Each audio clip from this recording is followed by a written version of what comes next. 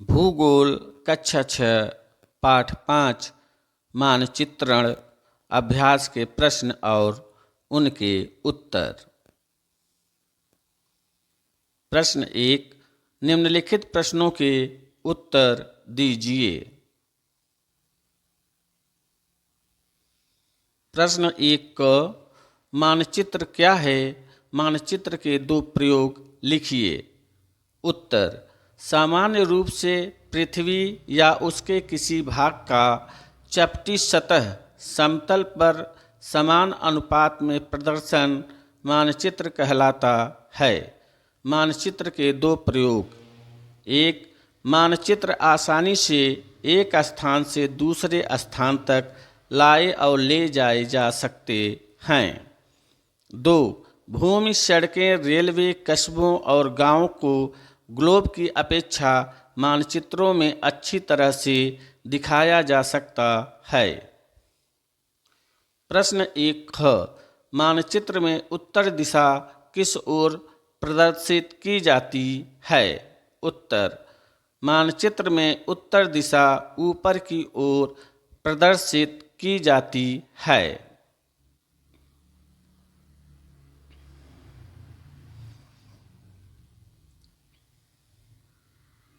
प्रश्न 1 ग, रूढ़ प्रतीकों का मानचित्रण में क्या महत्व है? उत्तर, रूढ़ प्रतीकों के इस्तेमाल से मानचित्र को आसानी से समझा जा सकता है तथा इनका अध्ययन करना आसान होता है। अगर आप किसी विशेष क्षेत्र की भाषा को नहीं जानते हैं और आप किसी से दिशाओं के बारे में नहीं पूछ सकते हैं, तब आप इन तीनों की सहायता से मानचित्र से जानकारी प्राप्त कर सकते हैं। प्रश्न 1 घ, सूर्य के माध्यम से चारों दिशाओं को बताइए तथा अपनी अभ्यास पुस्तिका पर लिखिए। उत्तर, सूर्य के उदय होने की दिशा पूर्व तथा अस्त होने की दिशा पश्चिम है। जब हम पूरब की ओर मुँह करके खड़े होते हैं, तब हमारे बाएं हाथ की तरफ उत्तर दिशा तथा दाहिने हाथ की तरफ दक्षिण दिशा होती है।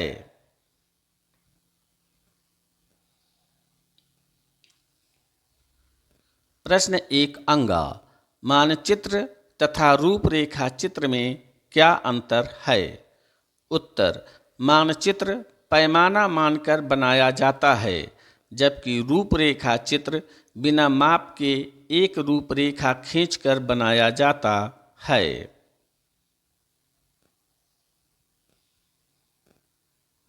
प्रश्न 1 च, मानचित्र में पैमाना क्या है? उत्तर, पैमाना स्थल की वास्तविक दूरी और मानचित्र पर दिखाई गई दूरी का अनुपात होता है। प्रश्न 1 छ, सुदूर संवेदन किसे कहते हैं? उत्तर, किसी दूर स्थित स्थान, वस्तु, घटना अथवा धरातल के बारे में बिना वहां गए सूचना अथवा जानकारी प्राप्त करना सुदूर संवेदन कहलाता है। प्रश्न 2, सही कथन में सही तथा गलत कथन में गलत का चिन्ह लगाइए। क, ग्लोब पृथ्वी का वास्तविक प्रतिरूप है, सही। ख, सड़कें, रेल, कस्बा आदि के सही स्वरूप को मानचित्र द्वारा दर्शाया जा सकता है, सही।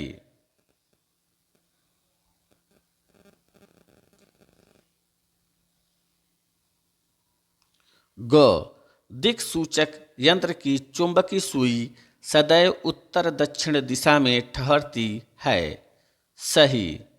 घ, मानचित्र का नीचे का सिरा उत्तर दिशा में होता है, गलत।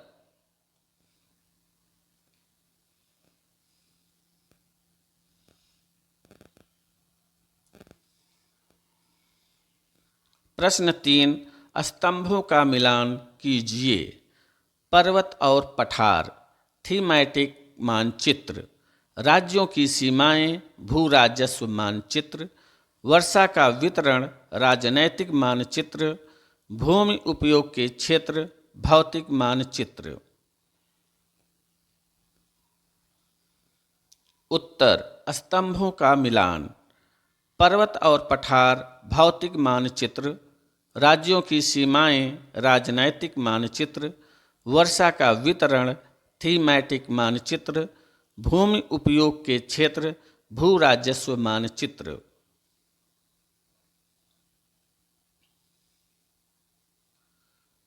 पाठ समाप्त। धन्यवाद। कृपया वीडियो को लाइक और चैनल को सब्सक्राइब करें। सरल ज्ञान प्रसार, आपका अपना एजुकेशनल यूट्यूब चैनल।